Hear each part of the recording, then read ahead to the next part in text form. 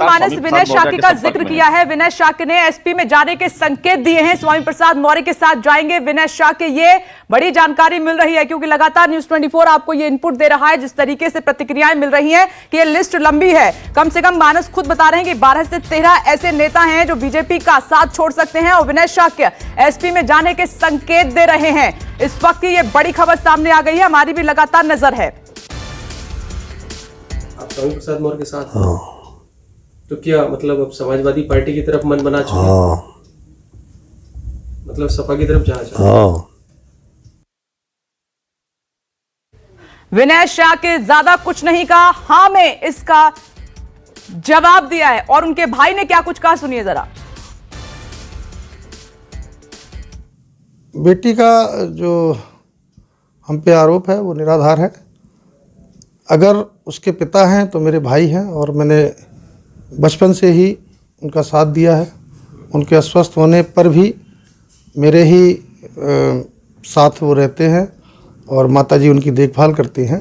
और अस्वस्थ होने के बाद जो भी क्षेत्रीय कार्य हैं वो मेरे द्वारा संचालित किए गए और भाई साहब के दिशा निर्देशन में ही सारा कार्य मैंने किया है। तो स्वामी प्रसाद मौर्य के साथ जाएंगे। तो गौरव, अब डैमेज कंट्रोल की तैयारी की जाएगी। कहां लिस्ट को लेकर मंथन हो रहा था दिल्ली में?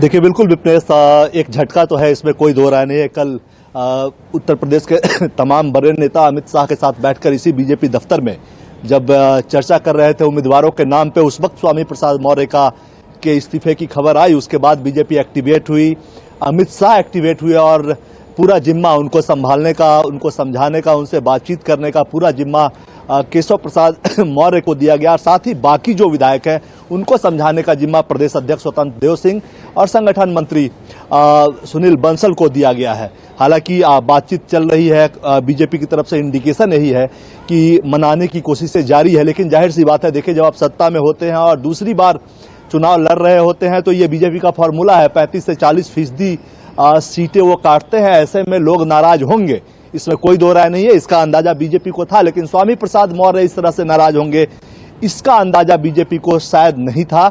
इसलिए कल से बीजेपी में बेचैनी बढ़ी है। आपको याद होगा, चूंकि स्वामी प्रसाद मौर्य गैर ओबीसी वोटर्स जो में कम से कम 5% ऐसे वोट हैं उत्तर प्रदेश में जिसपे उनकी अच्छी खासी पकड़ मानी जाती है और उसका लाभ अमित शाह ने ही उनको पार्टी में शामिल करवाया था।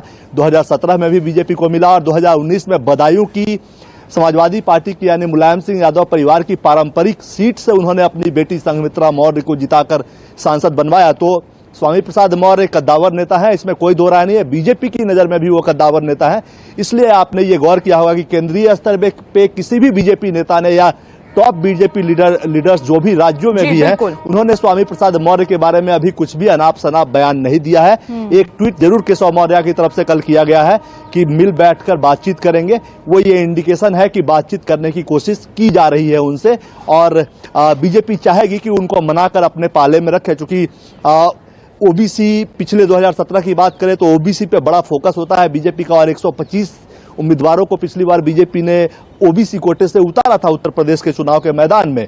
और इन वक्त में स्वामी प्रसाद मौर्य का जाना, उनके साथ कुछ और विधायकों का जाना बीजेपी को भारी पड़ सकता है। बीजेपी इस गंभीरता को जानती है और कल इस पर मंथन हुआ है। आज भी अब से कुछ देर बाद अमित शाह बीजेपी कार्यालय पहुंचेंगे, योगी आदित्यनाथ पहुंच चुके हैं, केशव मौर्य भी पहुंचने वाले हैं। तो वहां चर्चा होगी और कोशिश होगी कि मनाया जाए इनको। एक और महत्वपूर्ण बात यह भी हो सकता है कि आज या कल में जो विधायक नाराज हैं उनको दिल्ली भी बुलाया जा सकता है ताकि उनसे बैठकर कुमार गौरव आप नजर बनाए रखिएगा, सुलझाया जा सके। क्योंकि ठीक है, आप नजर बनाए रखिएगा।